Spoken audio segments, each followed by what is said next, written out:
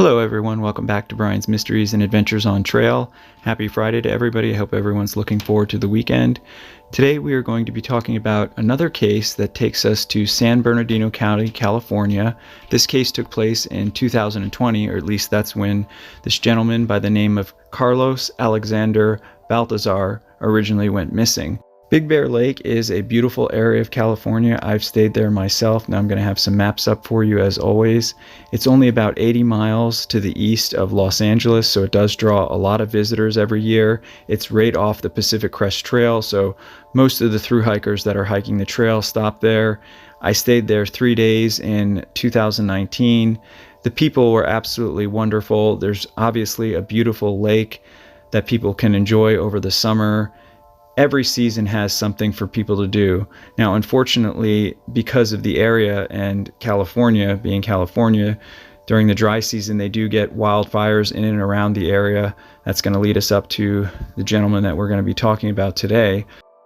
In general, this is a very beautiful spot for people to come and vacation, whether it's winter sports. They have ski resorts there. They have, of course, different restaurants all around the lake. So it's just a very nice place to live. Now, this gentleman by the name of Carlos Baltazar, he was only 35 years old when he went missing. He is 5 foot 9 inches tall. He is of Hispanic origin. He is bald and weighs around 175 pounds. He is extremely fit and athletic, and he is part of the Hotshots group. Now, what are Hotshots? Hotshots crews were first established in Southern California in the 40s, mainly in the Angeles National Forest areas. They are so named Hotshots because these crews worked on the hottest parts of the fire. According to the U.S. National Forest Service, the National Park Service, and the Bureau of Land Management, the Bureau of Indian Affairs, and other state county agencies, more than 100 interagency hotshot crews now exist, and they are mostly located in the western part of the United States. Now, according to the IHC, their primary mission is to provide a safe, professional, mobile, and highly skilled hand crew for all phases of fire management and incident operations. So they are basically an elite group of firefighters. Carlos was part of the Big Bear team. According to the San Bernardino County Sheriff's Office, Carlos was last seen on September 24th, that's a Sunday, 2020.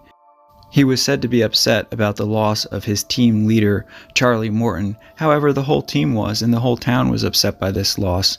Charlie was unfortunately killed during his efforts to fight the El Dorado fire. For those of you that don't know, it was one of the worst fires in that area in history. So this was very shocking and upsetting for everybody who knew Charlie. This was, of course, also during sort of one of the prime times of the COVID pandemic. So it was just very hard for, of course, people to have regular services and funerals as people normally would. Carlos was a very smart and strong man, and his family didn't believe that he would just walk off because of the loss of a coworker, even though he loved this man. They didn't have any clue of where he could have possibly gone. Now, unfortunately, this case did not get a lot of media coverage. I could only find one article in the archives, but I will tell you what we do know. Like I said, Carlos went missing on September 24th of 2020. His car was later found abandoned east of Big Bear Lake. Now, I'm going to have some maps up to show you where it was found. It was actually found by the California Highway Patrol. What was very bizarre about this, now it was found on Highway 18 near Delta Avenue. It was roughly 75 yards from where they later found his backpack that he apparently always carried with him. His sister later reported that his driver's license, all his other IDs, his money clip with over $200 in cash was on the passenger seat along with some of his other gear. Now here is a map of California 18 and Delta. This is sort of just to give you an idea of where his car was found. Like I said, it's outside the main part of Big Bear Lake. I'm going to show you a satellite image to kind of give you another idea. Now you see there right to the right where that one hiker is in that path, that's actually the Pacific Crest Trail. So you can see it's not too far from the PCT.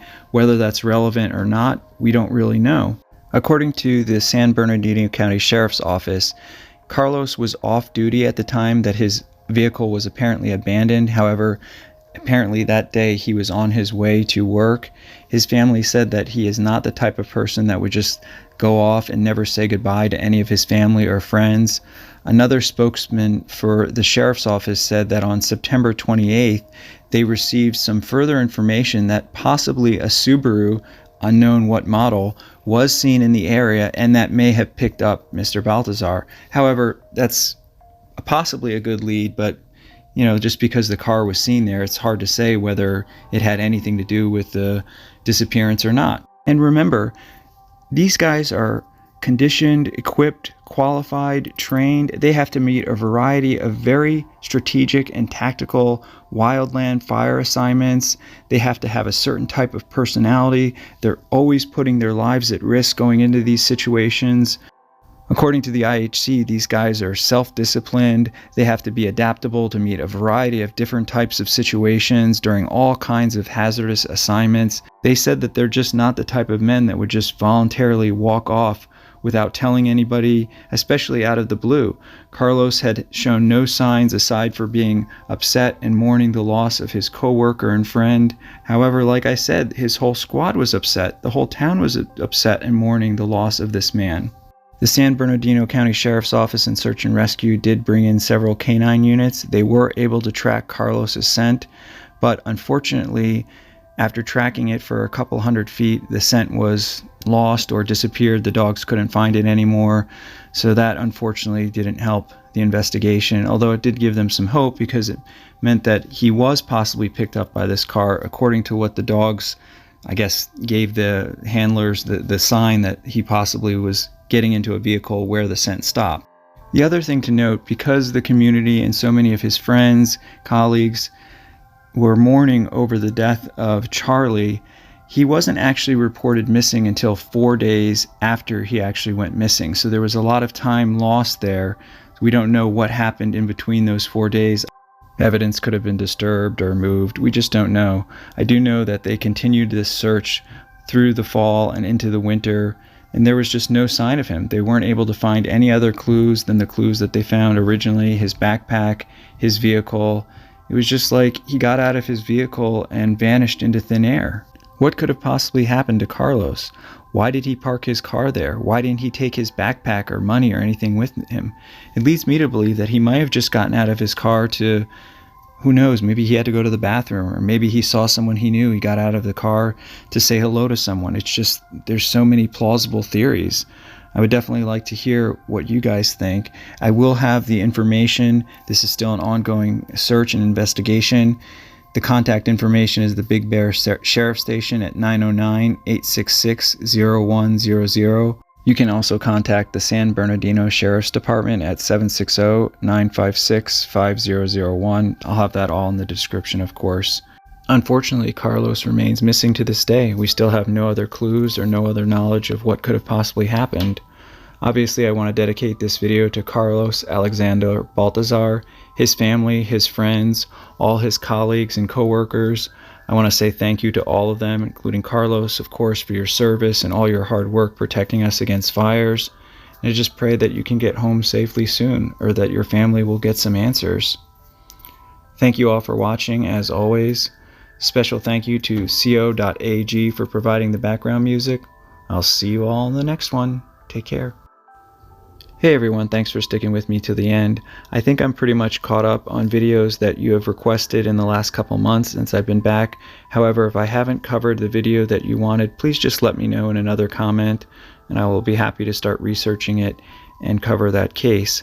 I am, like I said in some other videos, but for those of you that might not have heard it, working on many different cases from this past summer, and also cases from the past that didn't get a lot of coverage. Also some recent cases that happened in the last 6 months. So if you have any cases in your area, if you want me to cover, please let me know. I will be happy to cover them. I just wanted to say thank you for all your comments, all your feedback, criticism, critiques, whatever. I am going to be doing another giveaway since you guys loved the coin idea. I got a 3-ounce bronze coin from the US Mint with Yosemite National Park on it. I'm going to have some more information about that and let you know how to participate. Basically, all you have to do now, this is the coin. Like I said, it's a 3-ounce coin. It's the Centennial coin. It comes with a little stand. It's absolutely beautiful. All you need to do is leave a comment with a suggestion for a case or any ideas you may have for the channel.